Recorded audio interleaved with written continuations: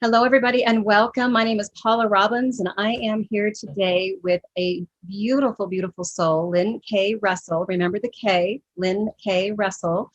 And I'm excited to share this cool soul with you. So, Lynn was curious about the near-death experience and has been out there and talked to over 2,500 people who have had a near-death experience. And it led her to write the book, The Wonder of You, What the Near-Death Experience Teaches You About Yourself. And there are two editions to this book, Volume 1 and Volume 2. She also has a great book called Warple for kids. So I'm really excited to chat with you today to just gain some of the wisdom of your soul and your story, and so many stories that you've had the chance to really discuss with others. So just welcome, Lynn. So great. Thank you. Thank you so much. I'm delighted to be here. You bet. You bet. So this 2,500 interviews, that's no small number. No, I'm sorry to correct you. It wasn't interviews. It was research of people who had sent their experiences into NDERF, which is Near Death Experience Research Foundation. And then I took the information so it was written. I did talk to people in person, but not 2,500. Most of them were, but I did have interviews as well. Great, great. That's still no small number, whether it's the research of that many people who have had an NDE or to have many of these conversations. But how did you get into that? What prompted you to engage? Well, I've always been a spiritual person. I've always been very curious about spirituality and growth. And but when I retired, I was going to write another book, and I was going to have the lady in the book astral projecting and doing things that I didn't know she was able to do. I had no idea. And so I thought I'd go online and find out. And then I wound up in NDERF and got sidetracked. And then Dr. Long at that time was looking for someone to do research. And I just retired. So I said, go for it. So Wonderful.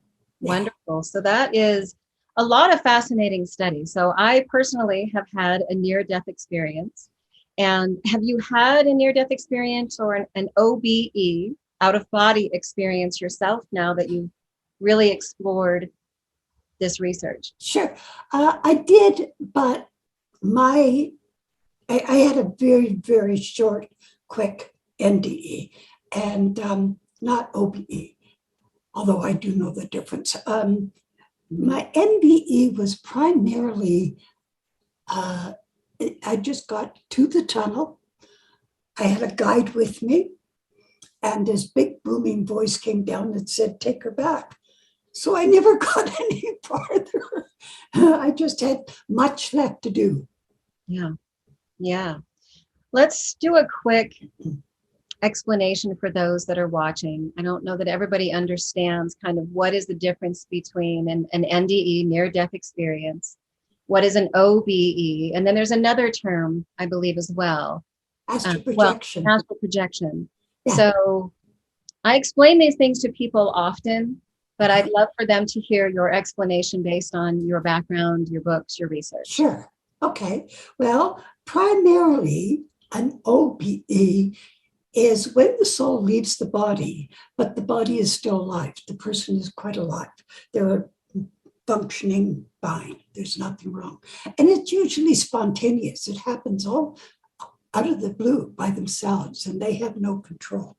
So that is, and then it's only usually lasts seconds. You know, they're up there at the ceiling looking down at themselves, and then the next thing they know, they're back in their body again, and puzzled and say, what was that all about? And an NDE, one has to be that the soul leaves the body the same, but one has to be dead. So the heart is stopped, the organs aren't working, the brain, nothing. And so that is an NDE, where the person has physically died.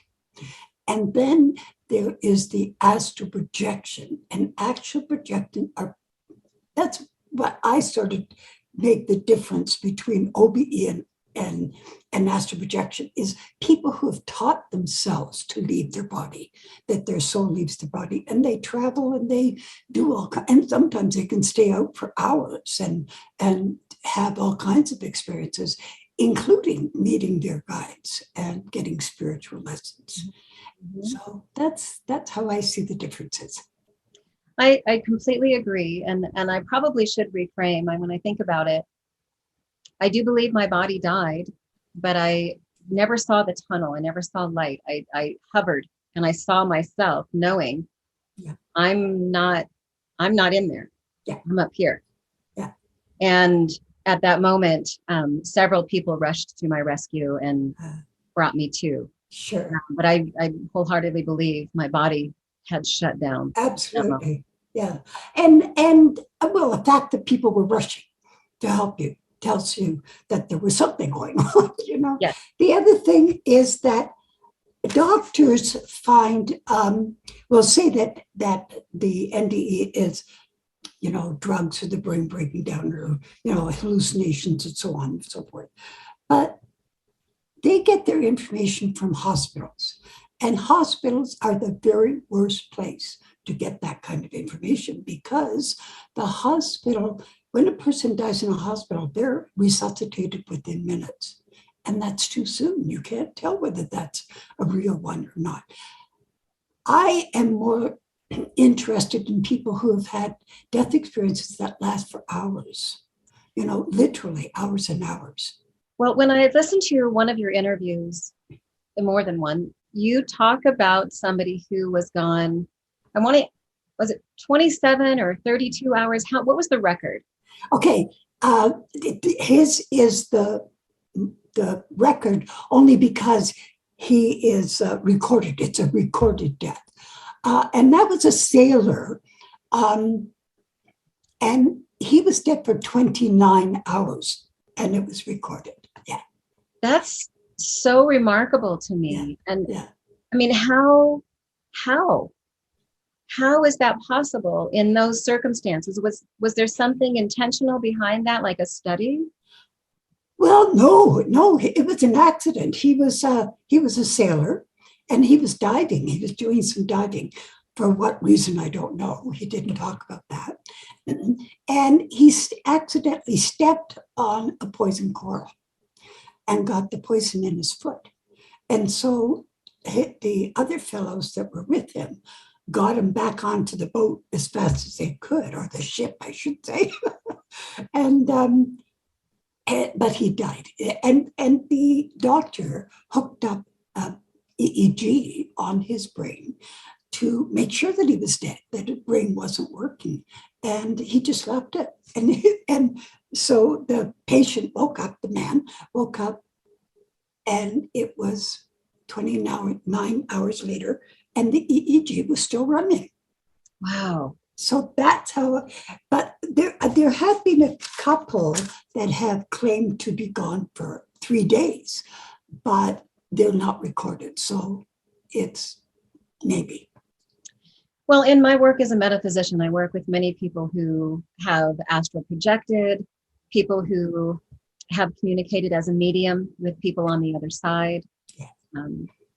I've connected with people on the other side. And in many of those cases, there is a common theme that the spirit stays with or near the body for 3 days.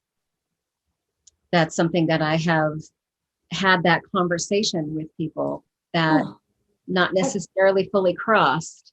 Yeah. Yes, I think there are the odd person, or the odd soul, I should say, that does sort of linger a bit. Yeah, that is true. It's not, I haven't read a lot of them, but I do know that they do happen. Yes. Sure. Yeah, sure.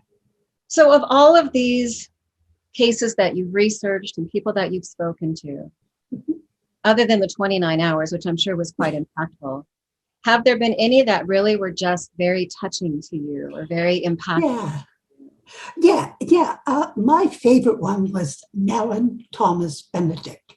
And Mellon Thomas, he has a website, and everything is on the website, and you can go there. He's now deceased, but they've kept the website going. And he was a man who was quite angry. He was an atheist, and he was angry at the world and angry at people. He thought people were the cancer of the world. He that was his words. And he just really didn't like people at all. And then he died of cancer. Guess what? And while he was leaving his body, he said, wait a minute, stop. And everything stopped. He said, I want to think about this. I want to decide whether I want to go or not. And so he asked to go to the very beginning of everything. Well, there isn't a beginning because it's eternal. But he did go to a place where our solar system, or not solar system, our universe was created and became a part of the light, and was part of creating, and learned huge lessons. So I'm very impressed with his experience. Another one is a woman named Hafur, but I think that may not be her real name. That might be, a pseudonym. That is a place over in the Middle East. And she was, I think she was in childbirth, and she died. And she was just an ordinary woman, just a lady on the street somewhere who had no understanding of any of this. But her experience was so beautiful and just eye-opening, and she came away just in awe of all that she had learned. So I really enjoy her, so I would definitely recommend, and these are on NDER, so I recommend people do look at that. And the other one is a woman named Mira Say, S-A-I, and, or wait, is it? Yeah, yes, S-A-I. And she had a death experience, and I can't remember what her reason was. But anyway, she died, and her experience was very, like, it just blew everybody away. It's one of those where it just changes not only her, but changed a lot of people who read her experience and learned a great deal. So I do recommend reading that. And I do remember she was in a car accident. There are so many people who are fascinated by NDE. Yeah. And one of the reasons I believe that is because I think that we connect with something so much bigger than ourselves, Yeah. The power greater than ourselves, so to speak. And one of the things that happens for people is the awareness of, how am I going to shift my life now? What do I want to do differently? Because I've missed the boat somewhere. There's some things I'm not doing okay. And now I'm aware of this could all end. So let's talk about that for a second. Tell me a little bit about what you've witnessed, what's happened to you from this study, because I'm certain it's changed your life. I know it's been life. Oh, it has, yeah. But what have you also learned from so many of these stories about how it changed lives? Yeah, well, one of the things, as far as the people coming back, it's a huge adjustment to get back, because one of the things that they repeatedly say is, number one, we are all one. There's only oneness, and that is almost universal. And so they go on and on about this feeling like they were the universe, or they were anything that they saw, they were it, and it was them. That's one of the things. The other thing is that they, materialism is complete.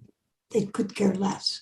And so very wealthy people have given away everything and live very simple lives.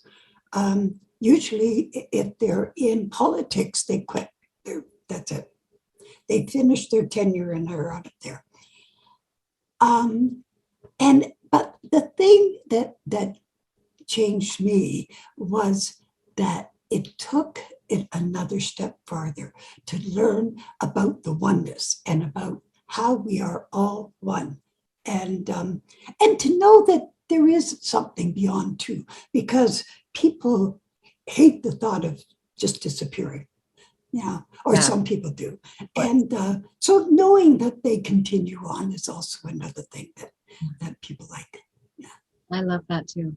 And, you know, knowing that there is an eternal plane, an etheric plane, is something that I think many, many people are hopeful about and connected to. And I think that they also have that idea of, if there is something eternal and blissful, and there is no conflict and no anger and fear, but more bliss and happiness and just pure love, Yeah. then They how don't am want I to come living back. here?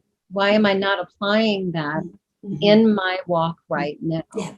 Yeah. And I think that's something where you and I really kind of have a common life theme, which is to really live from a place of love, from a place of grace, from a place of altruism and service. And what does that mean? And, let's talk about what it means to really live.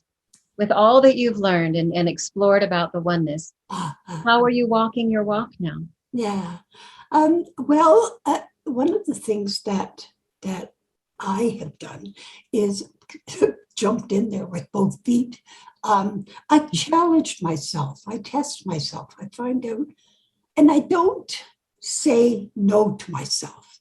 When I say no, I don't mean doing anything I want, but I will try something. I'll say, okay, let's see if we can do that. See, because it broadens me. It makes me a bigger person, but it also gives back to the world, more and more. So that's very important to me. The other thing that I found was that NDEs, I believe, are changing the world. I think the messages that are coming back from these millions and millions and millions of people, I mean, we just don't even know the numbers. They're changing the world. They're saying things like, no, that's not important. And we see this beautiful new world coming. And it's so beautiful. It's so wonderful to be a part of that. And I also understand that everyone is magnificent. They are. It doesn't matter what they look like or what place they are in society. They are automatically magnificent because they are one with Source. And so how can they be otherwise? Right. So those are some of the messages that I've come Well, from. and I think that is so true. And I think that they're beautiful messages. And I think that when we consider, that this life does end and that we do move to a different plane. Mm-hmm. And one of the things that I did want to bring up, I think it's kind of fun to talk about because it's such an important factor when the soul dies, and it's the review. Aha, right. I'm a hypnotherapist, so I've done a lot of regression work. And of course, I believe in past lives and reincarnation because I've had such a fascinating experience with so many souls that can speak to it, souls that didn't believe in it, Right. that speak to it. And many of them will reference that period of review. And for those, is that something that you've seen with the near-death experience where they've had their review and come back? There's a big difference between people who have had death experiences and had the life review and those who haven't had the life review. There's not too many, not more people do have a life review than don't. But the life review shakes them up. Yeah. It changes them. they say, what am I doing with my life? And they realize that money and power and the things that we keep putting emphasis on is irrelevant, and that what is more important is the kind of human being we are and our relationship with one another. One of the things that some people I've talked to have a hard time with is that if that person has done something hurtful, they want retribution. They want that person to feel the same as they do. Well, that's exactly what happens. They feel exactly what they gave back. So if they gave love and caring, then that's what they feel. And if they gave hardship and difficulties, then that's what they feel. With some of the clients that I've worked with who have experienced that, and I'm cautious not to go too readily unless they've healed a lot of their conscious life trauma and history first. But for those who have experienced their awareness of a life review from another lifetime in the same soul, different body, is they all say that same thing. I felt the way that I affected other people. And then how that echoed on down, so that other person, what they were doing and so on. Yeah. I mean, it's a profound awareness of how the soul affects another soul group, and how it does echo, or how we have that ripple effect. Yes, exactly. So how critical it is to be aware of, am I being loving? Am I being kind? Yes. Am I being gracious in the world, even when I'm hurt or angry? You know, I mean, those are times that, and granted, we learn so much through our pain and through our guilt and through our, life lessons. They're valuable. But I do believe that is probably one of the primary values of that life review experience, is to really kind of reset the soul. Yes, and to realize the value, what's important. Yes. What's truly important, and not the money and the power. Yeah. Correct. So I'm so grateful for your time. I just love that you chose to allow this conversation to share you with others and what your stories are, because it's something that, one, I'm so fascinated by, and I, not only because of my own experience, but because of the literally hundreds of people that I've gotten to work with who are so curious about, why am I here? Yes. And, what is my true purpose, and what am I supposed to do? I'm supposed to do something. Most of us have that feeling of a bigger calling. Yes. We joke and call it the midlife crisis. And one of the things that I tell people, because I often get that question, what am I supposed to do? How do I know what I'm supposed to do? And I believe the soul knows, and the soul is you. And so, like, we are a soul, and our soul will guide us if we allow it. And so I tell people, what did you enjoy the most when you were a child? Or what kind of things did you want to do that you're holding back on?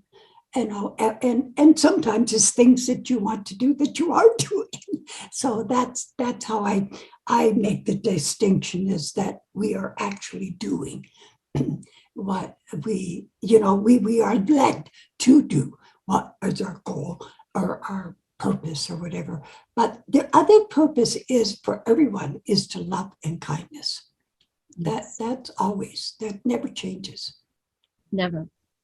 And it's something that, you mentioned it already, but people keep making this statement that the consciousness is rising, that we're headed into kind of a stronger shift in humanity. Yes. And there's times that I really see some powerful glimpses of it. There's some times that I truly experience that it is happening. Yeah. And there's some times that I get a little concerned, like, is it?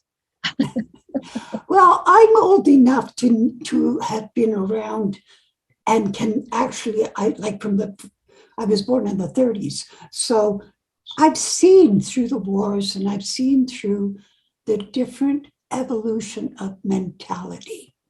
And there's a huge huge difference. At one time, people wouldn't have saved an animal. They would not have risked their own life to save an animal. And today they will. They care more about nature. They care more about each other. Yeah, it is there. I see it. And we're already into it. We just, you know, we need a few more years because they got caught up a little bit with the negativity there for a while. But that's okay. That's gone.